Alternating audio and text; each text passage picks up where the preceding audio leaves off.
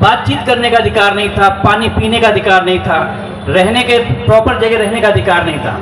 उन लोग को एक ऐसी दशा और दिशा उनको दी जिससे आज आप हम सब जो यहाँ पर बैठे हुए हैं उनके लिए एक प्रोग्राम आयोजित कर रहे हैं, उनका जन्म दिवस मना रहे हैं। ये उनकी देन थी। सही मायने में हम लोग बहुत पिछड़े हुए थे।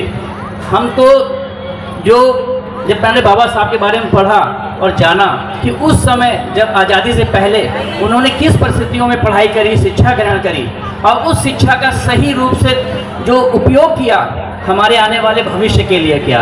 अगर हम उनके लिए कहें, वो हमारे प्राणवायु थे, हमारे लिए वो ऑक्सीजन थे। वो आज हम जो जनमानस में अपनी भूमिका अदा कर रहे हैं सिर्फ और सिर्फ बाबा साहब की देन है। बाबा साहब अगर ना होते तो हम ना यहाँ मंच पे होते, ना हम सड़क पे होते, हम ना घरों पे होते, हम सिर्फ वही जिंदगी जी रहे होते जो हमारे पुरखे दे के चले गए। हमारे पुरखों में से अगर हम डॉक्टर साहब का नाम लेते हैं तो वो एक ऐसे पुरखे थे जिन्होंने हमें ऐसी दिशा दे दी कि आज हम सही मायने में देखिए कि हम यहाँ से बोल रहे हैं, अपनी बात रख रहे हैं, आप सुन रहे हैं। ये सब हमको अधिकार नहीं थे।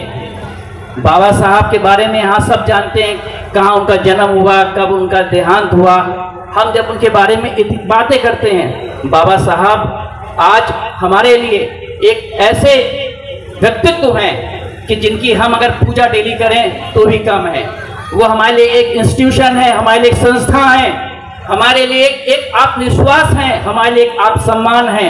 जब हम उनका नाम लेते हैं तो हमारे शरीर का खून दौड़ पड़ता है, भागने लगता है और हम ऐसे जगह पे हैं आज जहां पर हम जोर से कह सकते हैं कि हम वाकई बाबा साहब की औलादे हैं।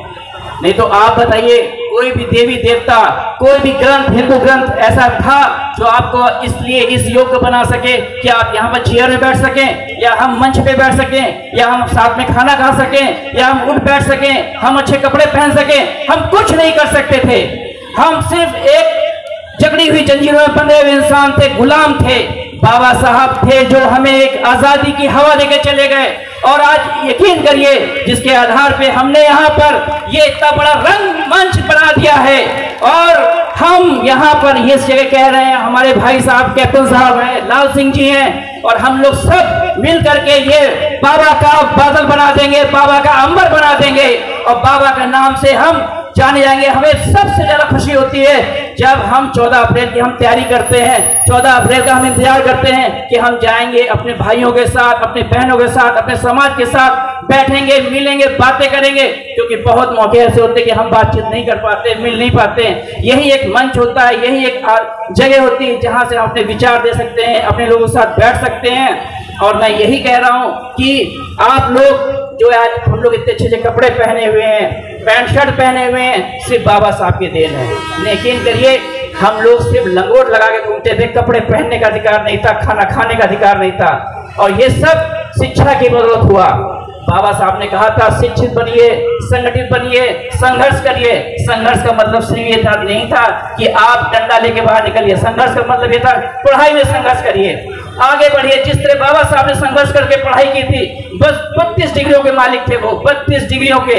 एक दिन मैं उनके बारे में पढ़ रहा था कि उस समय जब उन्होंने बीएससी की थी, डॉक्टर ऑफ साइंस के अंदर सिर्फ 2 लोग थे इस भारत में इस डिग्री को प्राप्त करने वाले। एक डॉक्टर भीमराव अम्बेडकर थे, एक सवर्ण समाज के थे। और अभी तक ऐसी डिग्रियां प्राप्त करने वाले बहुत ही कम लोग हुए। 11-12 भाषाओं के ज्ञाता थे हमारे डॉक्टर साहब, डॉक्टर भीमराव अम्बेडकर जी। हम वो जो आज आपको दिशा दे गए हैं, उसी दिशा को आप आगे बढ़ाइए, उसी कारवा को आगे बढ़ाइए। हम यहाँ से कहना चाहते हैं इस मन से, आप एक रोटी कम खाइएगा लेकिन अपने बच्चों को पढ़ाइएगा जरूर। आप नशा छोड़ दीजिए, ये सब करना छोड़ दीजिए, बच्चों को पढ़ाइए। बच्चे अगर आपके पढ़ गए तो उनको स्वतः ही दिशा और दशा सब प्राप्त हो जाएगी, सब समाज बदल जाएगा। जो हमारा समाज आज भी आप देखते हैं, हमारे समाज में लोगों को, दलितों को घोड़ी में चढ़ने का अधिकार नहीं है, मूछें रखने का अधिकार नहीं है। ये चीजें कैसे खत्म होंगी? ये सिर्फ शिक्षा के बल पे खत्म होंगी। तो आप लोग अपने बच्चों को, समाज के लोगों को शिक्षा शिक्षा शिक्षा शिक्षा के ऊपर प्रेरित करिए और बाबा साहब की जीवनी के बारे में बताइए, उनके संघर्षों के बारे में बताइए और बताइए कि हमारे जो पुरोधा थे हमें क्या देखे गए विरासत में, उस विरासत को आगे बढ़ाइए। मेरा सबसे अनुरोध है इस मंच से कि आप सिर्फ लोगों को प्रेरित करिए शिक्षा के लिए, और जब शिक्षा आपके पास होगी तो आप सोचिए आप लोग सब पैसे वाले बन जाएंगे, और जब पैसे वाले बन जाएंगे तो आपके पास सारे संसाधन मौजूद होंगे अपने समाज को आगे बढ़ाने के लिए। अपना समाज तभी आगे बढ़ेगा, वरना अगर हम लोग उन आदतों से नहीं हटे जो हमारे अभी नए हम देखते हैं। मैं एक कॉलेज का प्रिंसिपल हूँ, मैं देखते हैं बहुत से हमारे समाज के बच्चे नशे में डूब रहे हैं। उनको इस चीजों से विमुक्त कराइए, हटाइए, उनको बताइए शिक्षा से लाभ क्या क्या है, वो अपना पूरा जीवन सुधार सकते हैं शिक्षा के माध्यम से। फिर मैं कहता हूँ बाबा साहब का असली सपना था एक ऐसा भारत, एक ऐसा जगह जहाँ पर हमारे लोगों को एक ऐसा स्थान प्राप्त हो जहाँ से वो सबको एक साथ देख सकें। समानता का मतलब ये नहीं था कि सब समानता का, डॉक्टर साहब ने समानता का मतलब ये बताया था कि एक व्यक्ति एक मत। पहले ऐसा नहीं था। आजादी से पहले बहुत से हमारे ज्ञानी, बहुत से प्रबुद्धजीवी वर्ग ये कहता था कि जो ज्यादा पढ़ा लिखा उसको उतने वोट देने का अधिकार होना चाहिए। उन्होंने कहा ऐसा नहीं, सबको, एक व्यक्ति को एक मत का अधिकार होना चाहिए। ये राजतंत्र नहीं है, लोकतंत्र है। लोकतंत्र में उन्होंने आपको जीना सिखा दिया है, और लोकतंत्र तभी तक जिंदा रहेगा जब तक हम लोग आगे बढ़ते रहेंगे और अपने अधिकारों को सही प्रयोग करेंगे। और अधिकार तभी प्रयोग हो सकते हैं जब आप शिक्षित होंगे।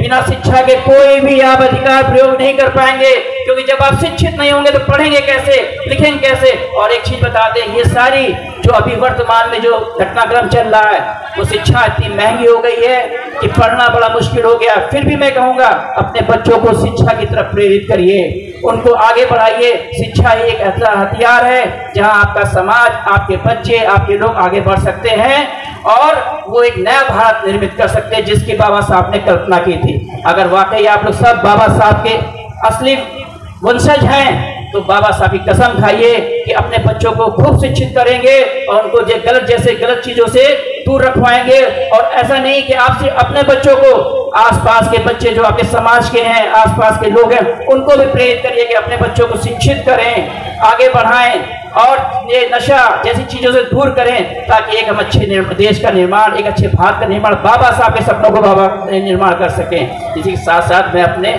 अपने शब्दों को विराम दूंगा। बोलने वाले बहुत हैं, एक बार बहुत जोर से मेरे साथ बोलिए जय भीम। बहुत बहुत